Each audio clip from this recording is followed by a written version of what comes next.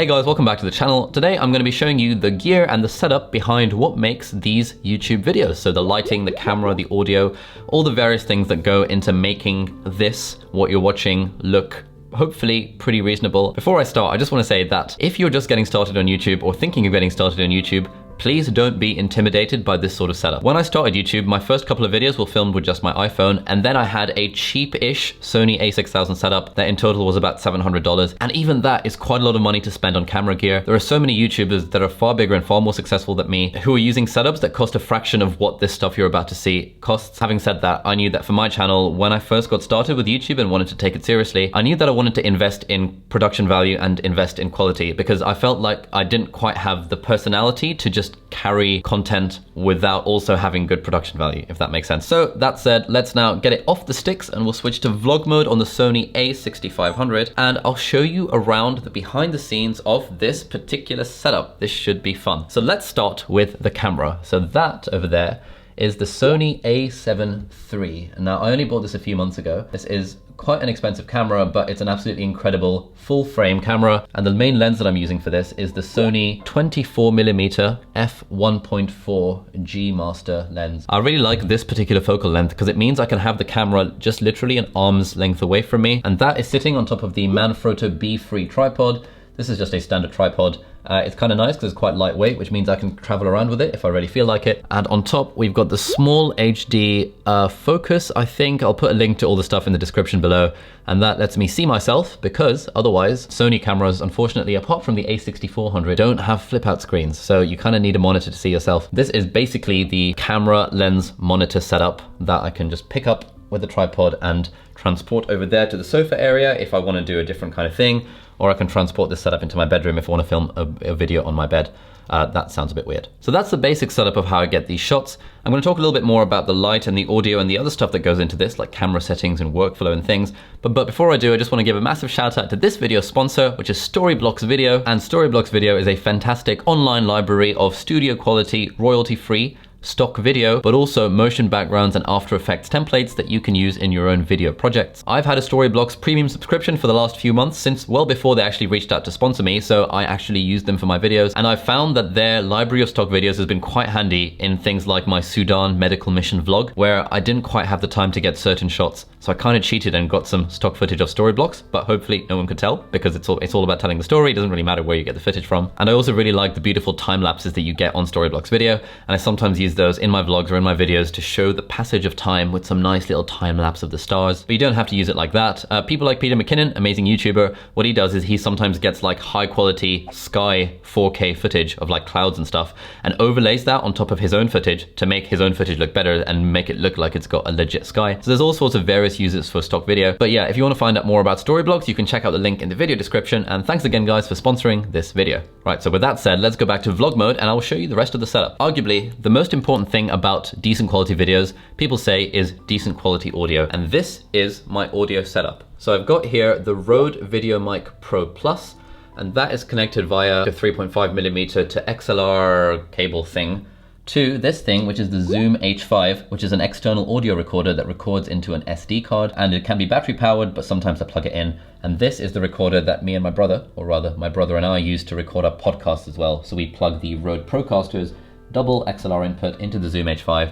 So this one audio recorder has been doing a lot of work for me over the last few months. And all this setup is sitting on top of some random microphone stand that I got off Amazon. And I've got this sort of boom-like setup. Like I think proper cinematography is based on boom mics, where you have like this big shotgun mic that's kind of being boomed in, i.e. held by those audio people just above the talent. So what I do here is that hopefully in frame, you can't actually see the microphone, but if you'll see where I'm sitting, it's like literally just, so I'm sitting over there on my piano stool. I've got the iPad in front of me where I've got my script or my video idea. The mic is literally just above my head. So if I were to move the mic down a little bit, you would see it comes in frame, but I keep it just out of frame because apparently the way to get decent audio quality is to have your mouth as close to the mic as possible. So that is how I get the audio. And then in terms of synchronization, I use an app called Plural Eyes, which is fantastic. It costs a lot of money, but it saved me many, many days of time over the last 2 years, so it's fully worth it. And that's where you just drag and drop all your video footage, all your audio files, all your iPad screen recordings,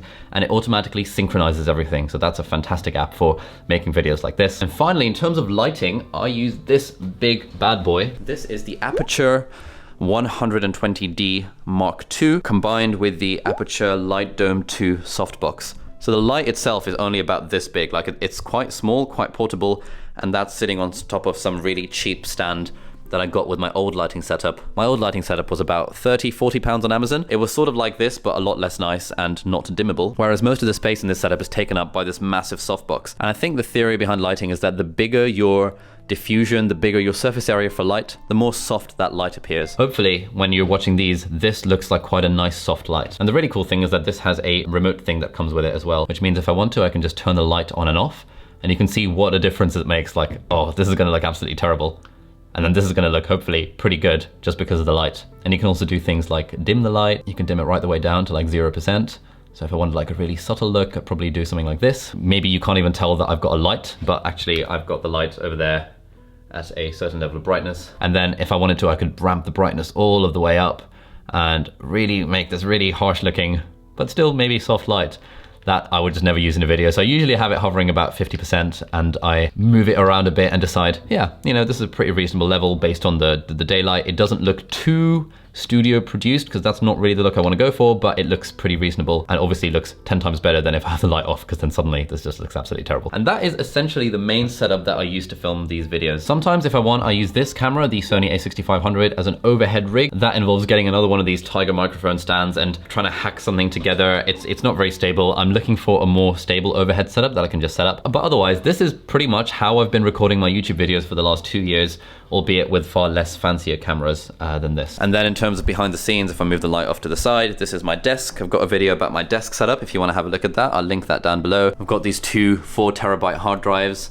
that I have. One as my main hard drive, one as a backup hard drive. Got the 15-inch MacBook Pro connected to an LG 34-inch ultra wide. And I've got these 2 Alex drawer units from IKEA that store all of the rest of my gear in a very, very disorganized fashion. More hard drives from 2018, batteries, cameras, lenses, audio interface. I basically like keeping the desk semi-clean, although it's not very clean right now. So I've got these 2 house plants that are sort of on the verge of dying, which is not good. This is the Pachira tree. This is really nice. It's quite hard to kill apparently, and I got it from a garden center nearby. This, I don't know what it is, but it's like a really common house plant. And then I've got this spider plant that's also dying. I need to water that. With some random stuff on the shelf, guitar number 1, guitar number 2, amplifier for when I'm busking. I like how there's something over here, and nothing in the middle, which means when I'm sitting down in this orientation, it's my head that is hopefully in between those 2 things. I don't know, I watched a couple of videos about how to frame videos and they said something that, oh, make sure you don't have any lines coming off your head and make sure kind of the lines are focusing on your face. And I sort of think that having the tree over there and the shelf over there with the light does decent framing. I don't know, I don't really know anything about this. I'm just going with random YouTube tutorials that I watched at one point or another. So yeah, that's pretty much everything that goes into this setup. It's always the A7 III, it's always the 24mm lens, and occasionally I'll use my A6500 as an overhead rig or as a second camera angle. So I'm actually working on a series of videos where I share more about the behind the scenes of how I make these videos, so more about camera settings, some kind of lens rationales, and also a lot about my editing workflow and how I use Final Cut Pro and how I integrate things like iPad animations into my videos. I'm planning out videos based on that, so if you've got any questions about how these videos are made, please stick them in comments down below and I'll incorporate those into the plan for this new video series that I'm working on at some point. But yeah, thanks for watching. If you like this video, you should check out the video over here. That'll be a video of my traveling camera photography drone type setup that I use to take places when I want to do vlogging and photography. But yeah, thanks for watching and I will see you in the next video. Goodbye.